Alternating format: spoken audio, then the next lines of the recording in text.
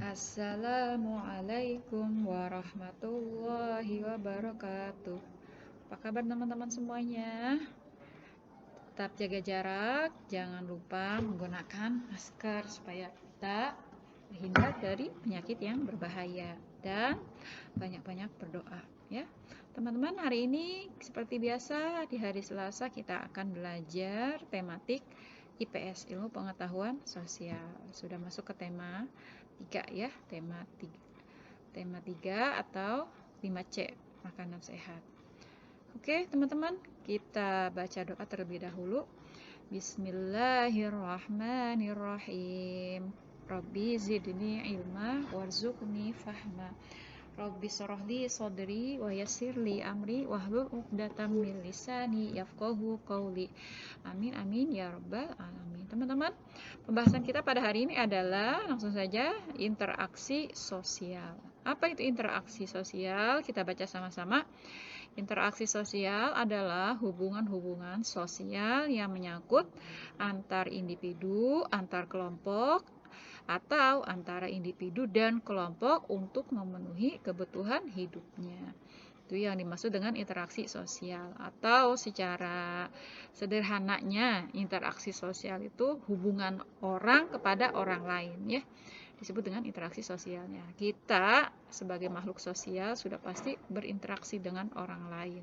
Karena kita tidak bisa hidup sendiri, pasti membutuhkan orang lain untuk bisa memenuhi kebutuhan hidup kita sehari-hari ya.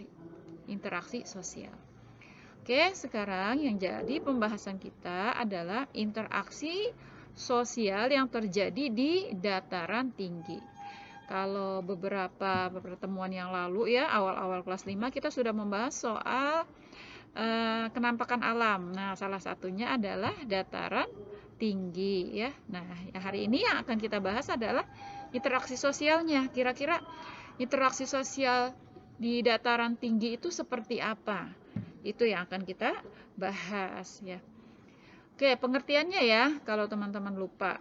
Dataran tinggi. Dataran tinggi itu adalah daratan di permukaan bumi yang tingginya lebih dari 700 meter di atas permukaan laut. Pengertian dari dataran tinggi. Nah, dataran tinggi ini memiliki ciri-ciri tertentu ya. Yang pertama, beriklim sejuk.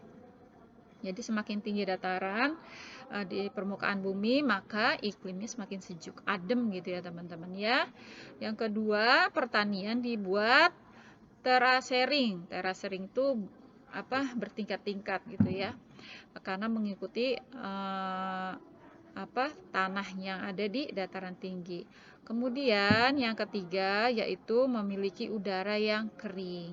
Dan yang terakhir adalah jarang terjadi turun hujan. Ciri-ciri dari dataran tinggi. Nah, manfaat, kita akan membahas tentang manfaat dari dataran tinggi ya. Kalau di Indonesia tuh banyak dataran tingginya teman-teman ya.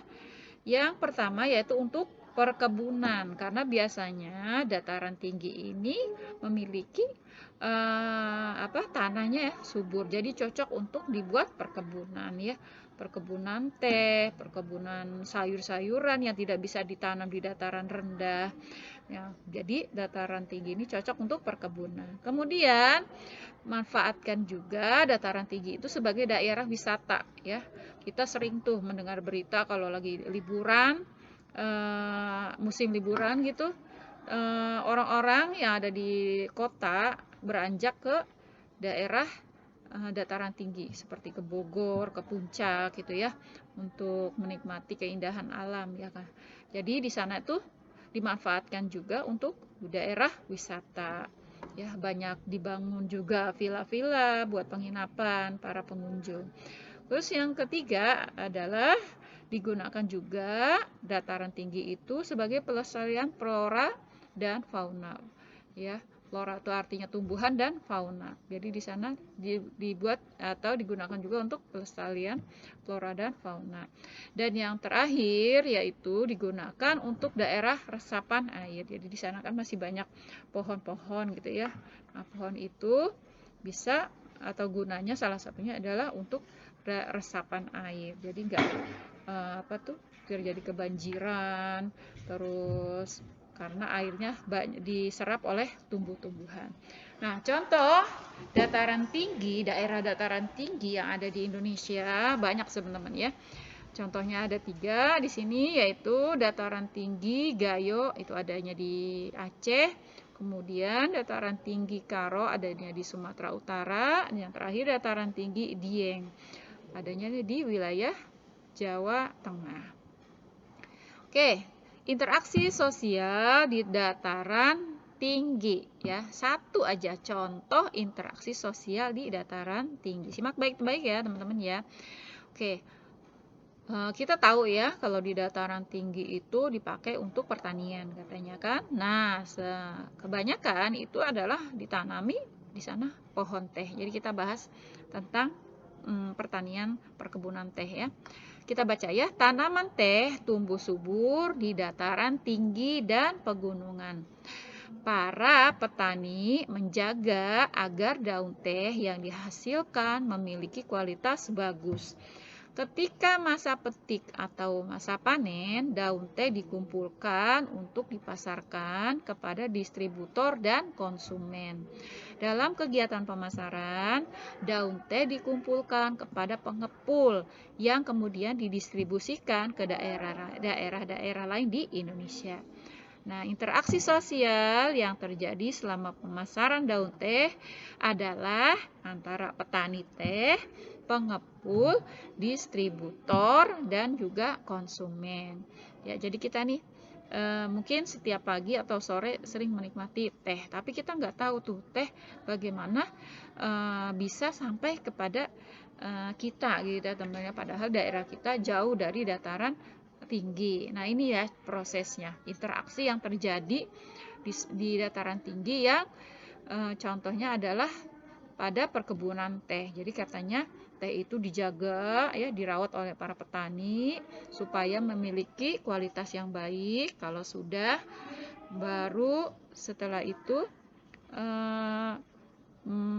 kalau sudah masa panen ya, kemudian dipetik, kemudian dipasarkan kepada distributor ya dan konsumen. Nah, interaksi sosial yang terjadi di sana yaitu yang terjadi antara pemasaran daun teh ya, itu terjadi antara petani teh, pengepul, distributor, dan juga konsumen. Mereka tuh berinteraksi menghasilkan teh ya, minuman teh. Oke, lanjut. Nah, ini ada juga teman-teman, kalau tadi kita membahas tentang interaksi yang ada di dataran tinggi, yaitu sebagai contohnya adalah petani teh atau petani teh tadi, maka teman-teman tugasnya hari ini adalah menceritakan dengan singkat interaksi sosial yang terjadi di daerah pesisir pantai. Nah, kalau di daerah pesisir pantai itu interaksi sosialnya seperti apa? Pantai itu biasanya menghasilkan apa gitu ya orang-orang yang ada di pesisir pantai itu. Nah, nanti diceritakan ya secara jelas dan singkat. Oke, teman-teman, selesai sampai sini pembelajaran kita. Terima kasih. Assalamualaikum warahmatullahi wabarakatuh.